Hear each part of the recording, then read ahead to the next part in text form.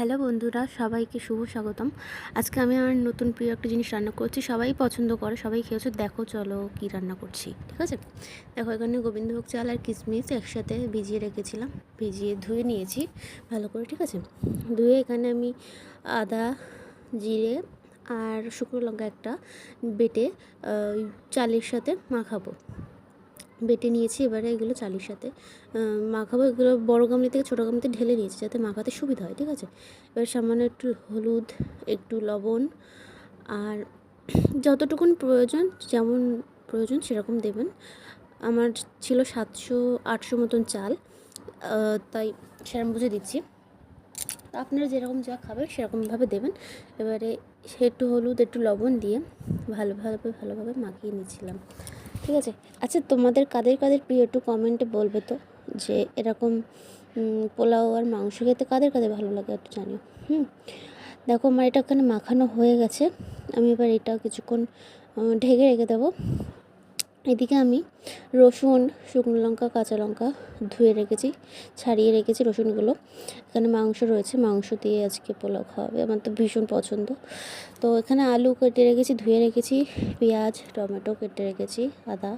আর আমি কাঁচা লঙ্কা দিয়ে রান্না করি, যেহেতু কাঁচা লঙ্কা দিয়ে মাংসের টেস্টটা সব থেকে অন্যরকম হয়। একবার ট্রাই করে দেখবে।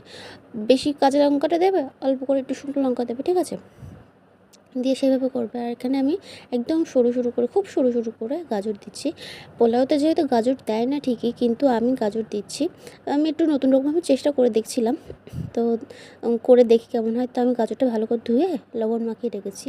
দেখো অনেকটা নরম হয়ে গেছে, লবণটা মাখিয়ে রাখলে নরম হয়ে যায় তাড়াতাড়ি, আর ভাজা তাড়াতাড়ি হয়ে যায়। ঠিক আছে, ভাজাও হয়ে যায় অনেক তাড়াতাড়ি।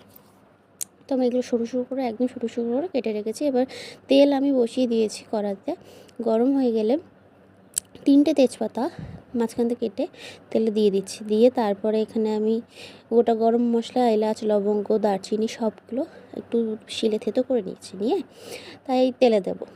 তাহলে থেতো করে নিলে কি এগুলো একটু ভালো মশলাটা লাগে। ঠিক আছে, নিয়ে আমি এগুলো তেলে দিয়ে দিলাম।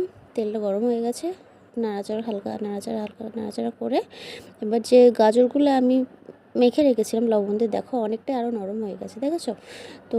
গাজরগুলো এবার আমি অল্প করে আমি আস্তে আস্তে দিয়ে দিলাম তেলে। ঠিক আছে, এগুলো একটু ভালোভাবে ভাজা করে নিতে হবে। গাজর কখনো দেয় না, গাজরটা ফ্রায়েড রাইসে দেয়। ঠিক আছে, এখানে আমি গাজরটা দিচ্ছি প্রথমবার, আমি একজনের কাছে শুনেছিলাম, তার জন্য আমি দিয়েছি। ঠিক আছে, এবারে এখানে ক্যাপসিকাম দিলেও ভালো লাগতো, গাজর ক্যাপসিকাম এগুলো দিলেও আরও ভালো লাগতো। ওকে, তো আমি ছিল না যেহেতু আমার কাছে ক্যাপসিকাম, তো গাজরটা হাতের কাছে ছিল, তাই গাজর দিয়েছিলাম। তাই এটা খুব সরু